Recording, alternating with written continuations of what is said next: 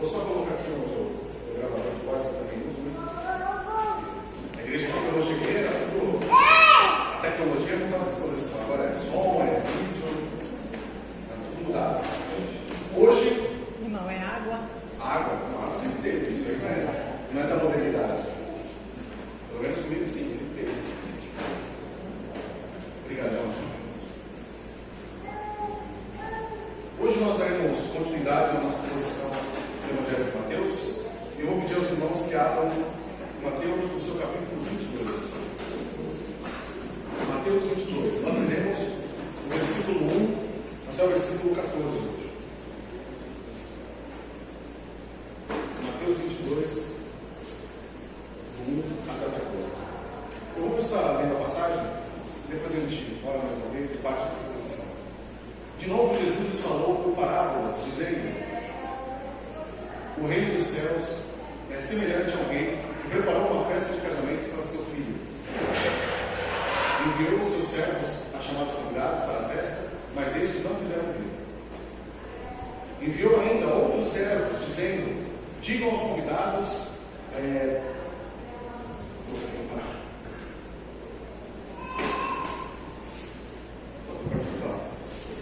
enviou ainda outros servos, dizendo: digam aos convidados, eis que já preparei um banquete, os meus bois e animais da engorda já foram abatidos, e tudo está pronto, venham para a festa. Mas os convidados não se importaram e se foram, um para o seu campo, outro para o seu negócio.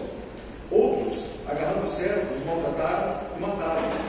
O rei ficou furioso e, enviando suas tropas, exterminou aqueles assassinos e incendiou a cidade deles. Então disse a seus servos: a festa está pronta, mas os convidados não eram dignos. Vão, pois, para as encruzilhadas dos caminhos e convidem para o banquete todos que vocês encontrarem. E saindo aqueles servos pelas estradas, reuniram todos os que o encontraram, maus e bons, e a sala do banquete ficou cheia de convidados. Mas quando o rei entrou para ver os que estavam à mesa, notou ali um homem que não trazia veste nupcial. E perguntou-lhe: amigo, como você entrou aqui sem veste nupcial? E ele emudeceu. Então o rei ordenou aos serventes: amarrem os pés e as mãos dele e atirem-no para fora. Nas trevas, ali haverá choro e ranger de dentes, porque muitos são chamados, mas poucos são escolhidos. Vamos orar mais uma vez? Senhor, amado Pai, muito obrigado, Pai, por essa palavra, muito obrigado por essa passagem, que o Senhor nos ilumine, que o Teu Espírito abra nossas mentes, nossos corações, para que nós consigamos entender de fato o que o Senhor tem a nos dizer essa noite. Muito obrigado. Te pedimos mais uma vez, em nome de Jesus. Amém. Bom, volta ali no versículo 1, por favor. Começa assim essa parábola. De novo, Jesus lhes falou por parábolas, dizendo. Os irmãos têm percebido que nas últimas 3 mensagens, todas elas foram parábolas. E todas elas sempre fazendo referência ao reino. Eram parábolas, se os irmãos esqueceram ou porventura não sabem, né? As parábolas eram formas de contar as histórias de maneira mais didática, de maneira mais fácil da pessoa que está escutando entender. Hoje nós, para entendermos as parábolas, a gente precisa interpretar, a gente precisa entender o contexto, a gente precisa procurar as fontes originais, mas sem dúvida, aqueles que escutaram essa parábola, naquele momento, entenderam perfeitamente o que essa parábola tinha a dizer. Não por isso a sua reação foi tão agressiva, né, por assim dizer.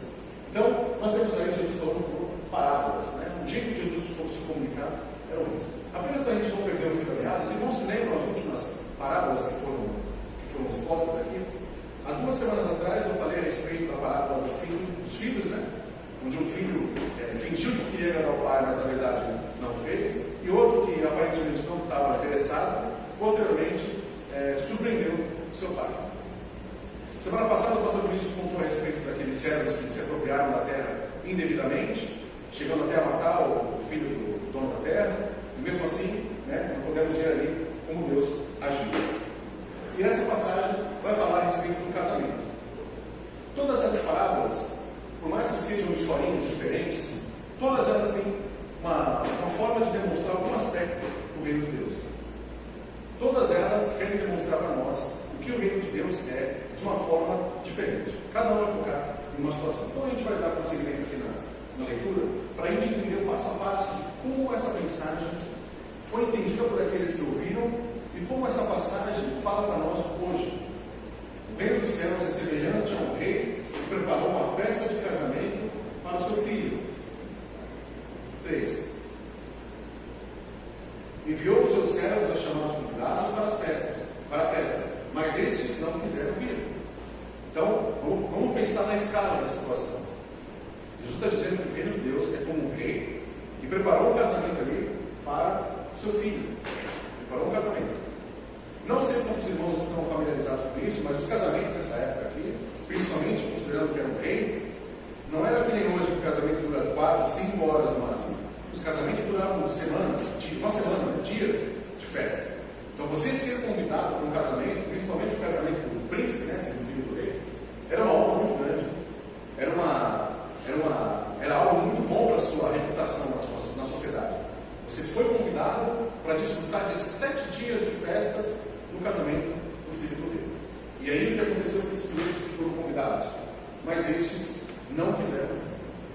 Em alguns povos antigos, você recusar um casamento real é considerado até crime. Porque o rei, sendo o dono da terra, poxa, ele está te convidando para você ir lá só aparecer na festa. Você não precisa levar nada, ok? É só você chegar lá. Ou seja, ele vai dispor de servos, ele vai dispor de alimento, ele vai dispor de tudo para que você esteja lá. E você não vai. E nesses convidados aqui, eles não quiseram mover o papo. Enviou ainda outros servos, dizendo: digam aos convidados, eis que já preparei o banquete, os meus bois e animais da engorda já foram abatidos. E tudo está pronto, venham para a festa. Sim. Mas os convidados não se importaram e se foram, um para o seu campo, outro para o seu negócio. Importante lembrar aqui que o rei ainda foi bem bondoso. Ele fez um primeiro convite, que foi recusado, e aí os servos do rei voltaram para a notícia ao rei. Eles não querem ir. O rei ainda mandou: não, fala para eles que está tudo certo, o banquete está pronto, não vai faltar comida, todos os animais já foram abatidos, está tudo certo, é só aparecer. Mas o que eles fizeram? Esses servos, eles foram cada um cuidando das suas coisas, né? Um para o campo, o outro para o seu negócio. Isso era muito comum também no mundo antigo. Você recebeu um convite, geralmente isso acontecia, né? Você recebeu um convite cerca de 3 a 4 meses antes do casamento acontecer. Hoje em dia não tem tanto isso. Você recebe um convite só e você já sabe que aquela data vai acontecer. Mas nessa época você receberia um convite faltando 5 meses do casamento e depois você ainda receberia uma confirmação faltando cerca de 5 a 6 dias para o casamento acontecer, visto que não tinha WhatsApp, não tinha telefone, não tinha redes sociais, então a comunicação tinha que ser muito assim: bom, ele falou que vem, mas até chegar, uma coisa acontece, então tem que ter um tempo para a gente, de repente, até trocar ele de outro convidado, alguma coisa nesse sentido, né? Então, essa vai acontecer aqui. Mais uma vez eles foram convidados e cada um foi cuidar dos seus próprios interesses.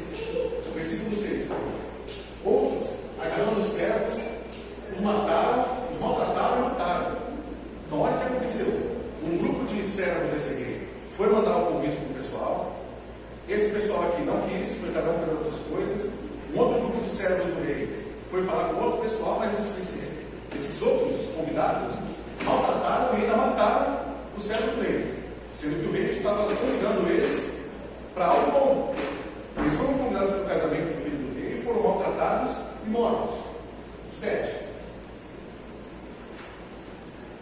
O rei ficou furioso e, enviando as suas tropas, exterminou aqueles assassinos e incendiou a cidade deles. Chocante, mas foi uma resposta à altura da ofensa que eles estavam cometendo. Eles assassinaram o filho do rei, os servos do rei, o julgaram sem motivo nenhum, né? Porque eles não precisariam morrer só por estarem enviando uma mensagem, né? E guarda bem essa informação: morreram por enviar uma mensagem. E o rei respondeu, né? O seguinte: então disse aos seus servos: a festa está pronta, mas os convidados não eram dignos. 9. Vão, pois, para encruzilhadas dos caminhos e convidem para o banquete todos os que vocês encontrarem. Então vamos Vamos pegar o fio da história. O rei chamou, alguns não quiseram ir, o rei chamou de novo, cada um com as suas coisas, alguns desses convidados até assassinaram os mensageiros do rei. O rei revidou, matando essas pessoas, e aí o rei decide falar com os seus outros servos: olha, eu convidei algumas pessoas, e essas pessoas não eram dignas do casamento do meu filho. Cada um se demonstrou totalmente desinteressado em participar dessa festa tão importante que eu os convidei, eu os honrei convidando, e eles não fizeram nenhuma diferença para eles. Então agora, vão pelas encruzilhadas e vão chamando. Aí desce. E saindo aqueles servos pelas estradas, reuniram todos os que encontraram, maus e bons, e a sala do banquete ficou cheia de convidados. Ou seja, o rei agora já falou para esses servos: olha, sai aí pela rua, e já que tem comida, já que a festa está pronta, vai chamando todo mundo aí. Chama, vem os bons, os maus, vai chamar todo mundo e vamos lotar essa festa. Foi o que aconteceu. A sala do banquete ficou cheia de convidados. E aí a gente vê na sequência, no 11.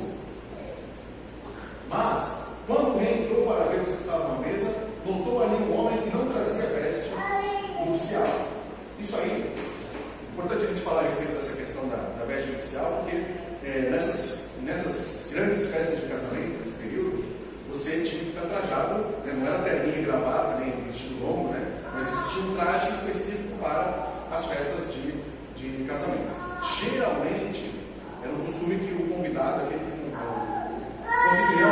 aquele que convidasse as pessoas para o casamento, ele fornecia essas roupas, essas vestes, para que a pessoa, então, utilizasse. Em algumas outras culturas também, era mais uma questão de informar. Assim que nem hoje, né, acontece mais ou menos. Né? A noiva vai casar, mulheres, as madrinhas vêm com vestido azul, as madrinhas vêm com vestido rosa, é assim. Mas você tinha que estar do jeito, né, nos conformes daqueles que organizaram a festa. Mas havia um homem aí que não estava trajado de forma digna. Ele foi convidado também, mas dessa vez, ele também, assim como os outros, só que de forma diferente, ele também demonstrou uma certa, um descuidado, ou de repente até uma falta de consideração com aquilo que o rei deu a ele também. Também foi convidado, chegou a estar na festa, mas já estava sem a veste nupcial, ou seja, não estava de acordo para participar daquilo. E a gente vê o que o rei vai dizer para esse homem, no 12. E perguntou-lhe: amigo, como você entrou aqui sem veste nupcial? E ele emudeceu, ou seja, nenhuma palavra saiu da sua boca. Não tinha resposta para a pergunta que o rei fez.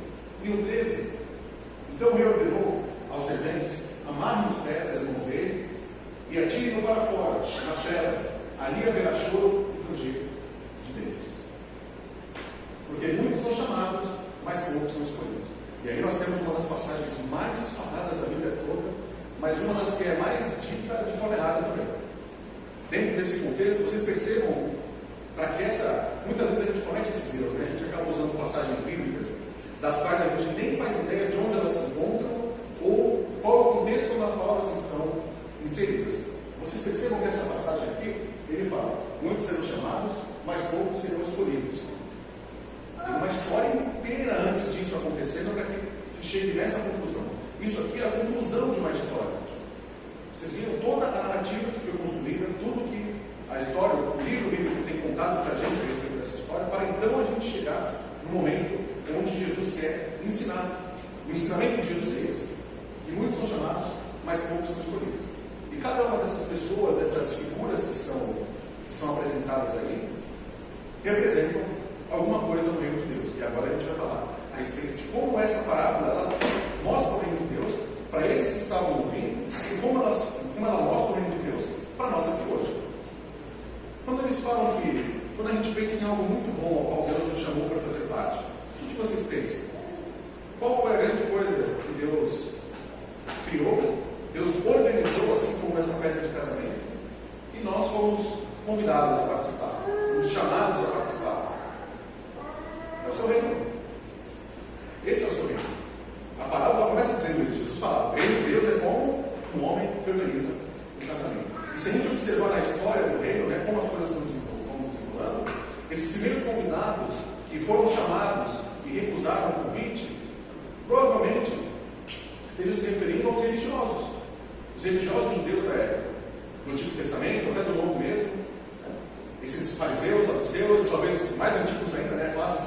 A classe sacerdotal que foi corrompida no Antigo Testamento, foram chamados para participar do reino, fizeram pouco porque não criam, né? Jesus também está falando ali para aqueles homens, né, que ele mesmo está os chamando, né, para participar do reino, está convidando eles a isso, e eles acham que não é tão importante assim, fazem pouco caso.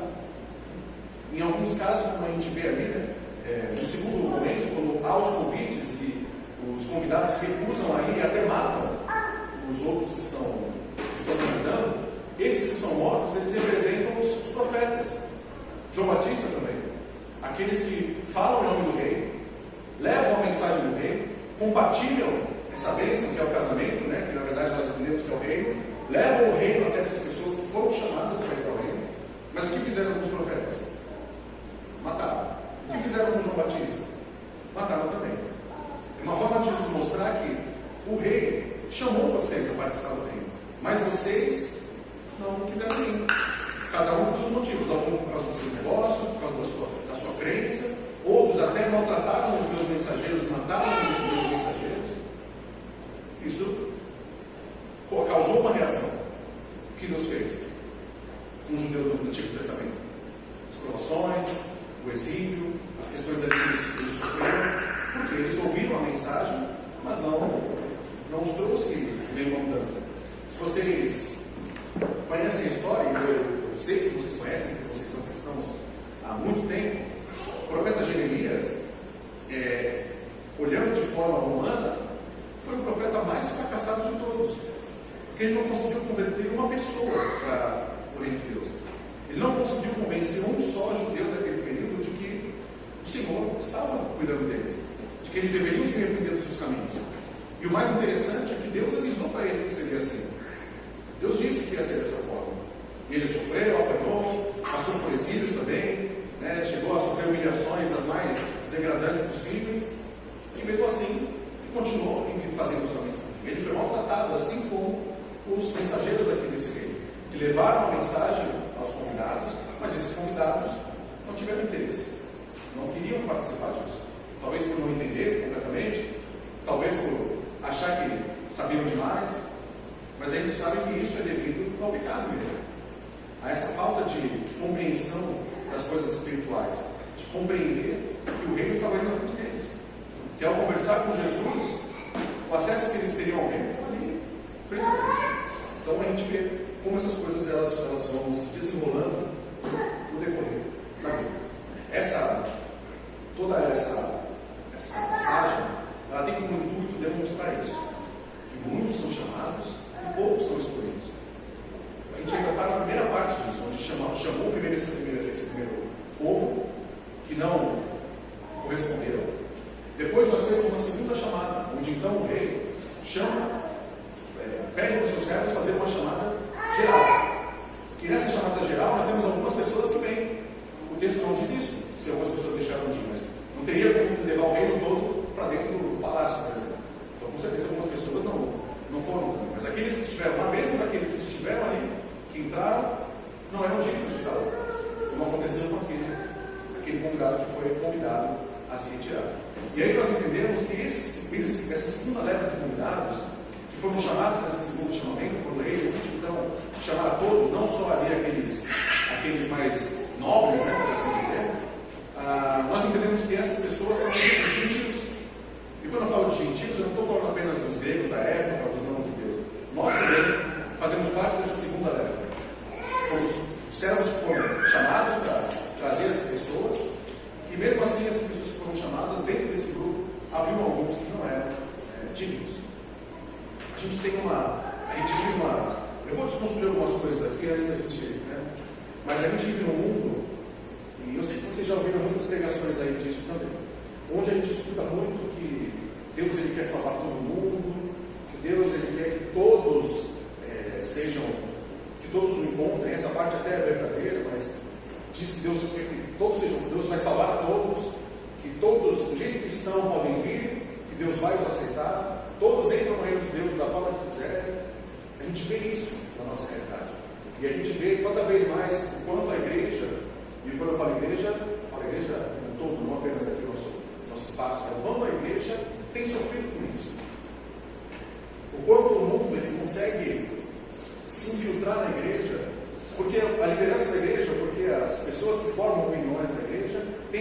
realidade de que Deus vai salvar todo mundo no fim das contas. Todos serão salvos.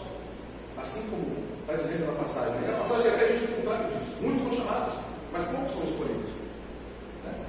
Então, mesmo aqueles que são chamados, ainda tem uma peneira, por assim dizer, ainda tem um processo de seleção. Alguns dos que foram chamados não foram escolhidos. E essa é uma realidade que a gente precisa enfrentar com maturidade. É chocante dizer isso, mas de repente aqui na igreja temos muitas pessoas que foram chamadas para estar aqui, porque sempre falo isso, você não veio aqui com as suas próprias pernas, você veio aqui e Deus te trouxe aqui. Você foi chamado, mas será que você é o escolhido? Para pensar nisso. É importante. Será que você ainda não há coisas na sua vida, não há pensamentos, ações ou pecados na sua vida que você precisa mudar ou melhorar para que você não seja expulso como esse rapaz aqui foi? Será que quando você foi chamado para estar no reino de Deus, você vestiu a sua veste nupcial de acordo? Você está, como se diz, você está de acordo com a cerimônia? Coisas que a gente precisa pensar. Nós, devido a essa grande realidade que existe hoje, nós estamos formando uma geração de cristãos cada vez menos preocupados em agradar a Deus e muito mais preocupados em parecer cristãos, não ser de fato. E a gente vê o reflexo disso. Não é papo de velho, eu também não sou velho, mas a sociedade ela tem caído numa direção de abandono daquilo que é bom, no abandono das coisas espirituais. Não há mais jovens, crianças tão interessadas na palavra de Deus. Não há mais as igrejas hoje, elas não têm mais aquela vontade de pregar de forma sincera, dizendo às vezes coisas que são incômodas. Eu tenho certeza que hoje eu estou aqui, eu posso estar falando isso, que alguém vai estar se sentindo incomodado com isso, porque não é aquela pregação, nossa, você é lindo, Jesus te ama, fique como você está, você vai para o céu assim mesmo. Isso não é verdade. Isso não é verdade. O que a gente vê por aí são igrejas e são movimentos que estão anestesiando pessoas para o inferno. Elas estão indo para o inferno e não estão nem sentindo. Elas, tudo bem, Jesus me ama, eu fui chamado, fui escolhido, eu estou aqui do jeito certo. E essa passagem, quando Jesus diz isso para os fariseus, aqueles que estão escutando, assim como as outras passagens, as outras parábolas que foram ditas anteriormente, ela tem um intuito claro de demonstrar que o reino de Deus não é para qualquer um. Não é para qualquer um. Você não pode se auto-intitular filho de Deus sem saber se você é de fato filho de Deus. Você não pode comprar sua vaga no reino de Deus. Você não pode pular o muro para entrar no reino de Deus. Você tem que ser chamado. E a sua resposta a esse chamado, ela tem que ser de acordo. Ela precisa estar nos conformes. Não se iludam, irmãos. Vocês podem passar, falo você, mas na verdade eu digo nós, né? Nós podemos passar uma vida inteira enganando uma igreja, fingindo ser quem não somos, mas Deus não é enganado pelas nossas ações. Deus não é enganado por aquilo que a gente tenta mostrar para as pessoas que nós somos. Ele nos conhece, de fato. E essa passagem foi dita exatamente para fariseus, pessoas cujas preocupações eram muito mais rituais do que espirituais. E a gente também incorre nesses erros também. Muitas vezes, eu falo nós, né? Porque às vezes eu também cometo esses erros. Muitas vezes nós fazemos as coisas da igreja, fazemos as coisas espirituais de maneira religiosa. E religiosidade em excesso não é uma coisa boa. Porque a palavra religião, no seu sentido original, é algo bom. É religar, né? É algo que te religa a Deus. Lembrando que foi uma ligação que ela foi no Éden e foi desconectada. Com Adão e Eva, eles tinham uma ligação ali com Deus, e essa ligação foi cortada. E a religião, no princípio, a palavra foi criada para isso, para mostrar que é algo que ajuda a religar. O sentido da palavra religião não é ruim, mas a forma como a religiosidade se demonstra nos nossos dias, ela é algo ruim. Nós temos igrejas, a gente comentou disso na IBD, nós temos cristãos que são tão acostumados com não pode isso, não pode aquilo, não faça isso, não faça aquilo, e eles não entendem o porquê pode e o porquê não pode, ou se é que não pode de verdade. Isso é fruto desse tipo de entendimento. Jesus está combatendo aqui. Nós precisamos mudar. É óbvio que você não vai ser um vice-deus, um anjo perfeito que não vai ter pecados. Mas você, como cristão, não pode se conformar. Você não pode olhar para o espelho e dizer: poxa, eu estou muito bem com Deus. Que momento maravilhoso. Eu sou uma pessoa exemplar. Não se iluda com isso. Não faça isso. Todos os dias você precisa ver seus pecados e confrontá-los diariamente. Essa passagem, ela nos mostra também o quanto Jesus aqui está preocupado em deixar isso muito claro, para que não haja problema. A gente vê aqui que algumas pessoas falavam com Jesus, e muita gente usa isso como argumento, né? Mas Jesus ele falava com prostitutas, falava com pessoas que eram abaixo da sociedade, bandidos, pessoas que eram mal vistas, mas ele não, em nenhum momento ele compactuava com as ações dessas pessoas. Pelo contrário, ele exortava, perdoava os seus pecados e dizia: não peques mais. É uma forma de dizer: poxa, o que você faz não é sério. A gente tem essa figura que não é errada 100%, né? Um Jesus muito passivo com as coisas. Jesus, claro, tinha toda a vontade de Deus, o amor de Deus, a paciência de Deus, mas ele também veio para trazer a justiça de Deus e a ira de Deus também. E são coisas que não são muito pregadas para ele, a gente não escuta muito isso. Eles são, e a gente não podia deixar de esquecer. Eu vou ler mais uma passagem aqui, eu continuo aqui mesmo nesse texto, né?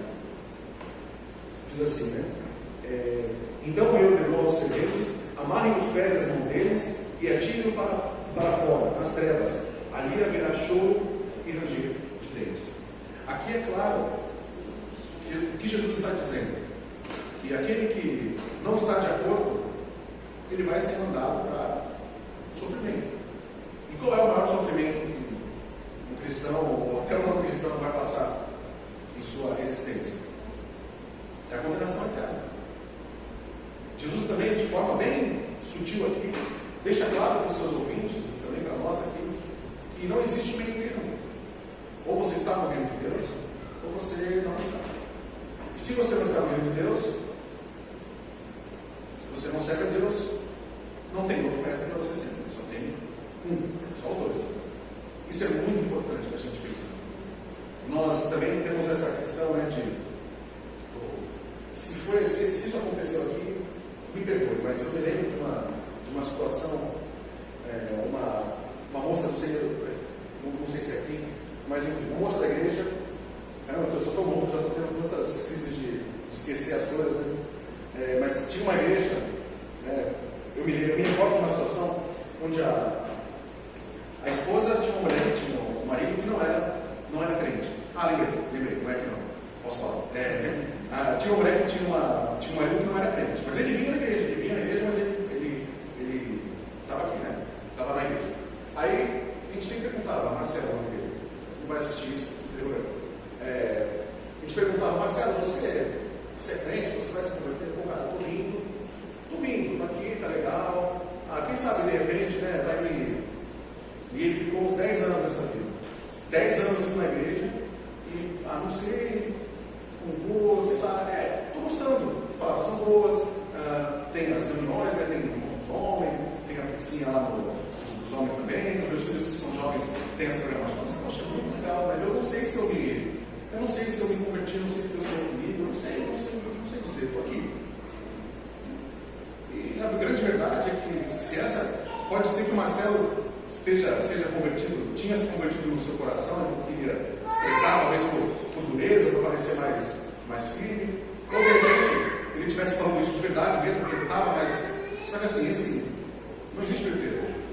Marcelo podia estar na igreja, mas se não estava de fato convertido, não entendia, ou não aceitava fazer parte do reino, mesmo na igreja, Marcelo estava caminhando a passos largos para o inferno. Só que é uma coisa que ninguém nunca falava para ele. Aí eu falei, aí a história da outra pregação, mas o ponto principal às vezes, a gente fica achando que existe essa forma de, não, Deus, hoje eu vou me pegar, mas deixa eu, sabe? Achando que tem tempo, achando que a gente vai poder sempre negociar com Deus a nossa salvação, que a gente vai sempre ter um momento onde vai acontecer, e quando isso a gente perde o tempo, a gente perde tempo. Estar longe de Deus é uma grande perda de tempo. Não entregar a vida para Deus enquanto há tempo é perda de tempo, uma terrível perda de tempo. Eu tenho certeza que os irmãos aqui, e eu falo isso porque não ouvi isso uma vez, eu ouvi isso várias vezes aqui, em diversos lugares. 90% de vocês aqui, a gente coloca 90%, mas eu diria, posso dizer 100%. Mas vou falar 90% porque eu sou meio estatístico, né? 90% das pessoas que se converteram depois dos 40 anos desejariam ter se convertido aos 15. Isso é algo assim, irrefutável. Por quê? Eles entendem, poxa, perdi tempo da minha vida. Poderia ter me entregado ao Senhor antes. A alegria que eu tenho hoje de estar com Deus talvez me ajudaria a tomar decisões melhores quando eu era mais jovem. Eu sei que vocês pensam isso. Todo mundo pensa. Eu sou novo, penso. Não estou chamando vocês de velhos. Mas é uma coisa que a gente precisa refletir. O que Jesus alerta aqui no momento é que nós precisamos estar de acordo. Nós, como servos desse rei agora, né, convidados para essa grande festa, para esse grande casamento, a gente precisa se comportar de acordo. Precisamos estar com a nossa veste limpa, adequada para essa circunstância, para a ocasião, né, que se chama. Precisamos estar com a nossa vida digna, com o nosso coração, de fato, compreendendo o que nós estamos fazendo enquanto cristãos. As 3 parábolas que foram contadas das últimas 3 semanas, todas elas caminhavam na mesma direção. Todas elas caminham isso. O reino de Deus não pode ser, não é qualquer um que chega e entra e eu faço parte. Não é assim que funciona. Todos vocês aqui receberam, foram chamados a estar aqui. E vocês não estão aqui por acaso. Há um propósito de estar aqui. Quando eu falo aqui, eu estou falando aqui exatamente aqui, dia 21 de janeiro, essa hora que eu não consigo ver ali, que eu já estou também humilde, mas essa hora aqui, nesse dia, foi o momento que Deus quis que vocês estivessem aqui, para que vocês também pudessem repensar, e eu também, no momento em que eu paro para pregar, para montar minha pregação, para estudar o que vai ser dito, talvez sejam os momentos mais, eu me sinto no ringue como é que está isso. É como se eu só estivesse apanhando. É como se Deus estivesse o tempo todo falando comigo, cara, presta atenção, acorda. E a palavra de Deus, ela precisa ser escrita. É claro que tem passagens que você vai ler, você vai sentir, você recebendo um carinho de Deus, né? Poxa, que bonito, Deus está me dando força, estou caminhando, mas quando a gente fala do reino de Deus, sempre é tratado de forma muito séria. Sempre é tratado de maneira muito, muito minuciosa.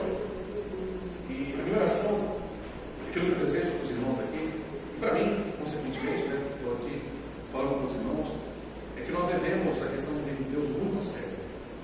Que a gente não se engane com as nossas ações, que a gente não caia nessa de achar que somos uma vez no reino de Deus, a gente está imune de errar, imune de fracassar. Nós sempre vamos estar agradáveis aos olhos de Deus. Não. Fazer parte do reino de Deus, fazer parte dessa grande família que é o corpo de Cristo, é um privilégio, mas é um privilégio que junto vem com muita responsabilidade. É quase como se fosse uma, dada as devidas proporções, né? Sei que vocês vão. É quase como uma paternidade. É algo muito bonito, é algo maravilhoso.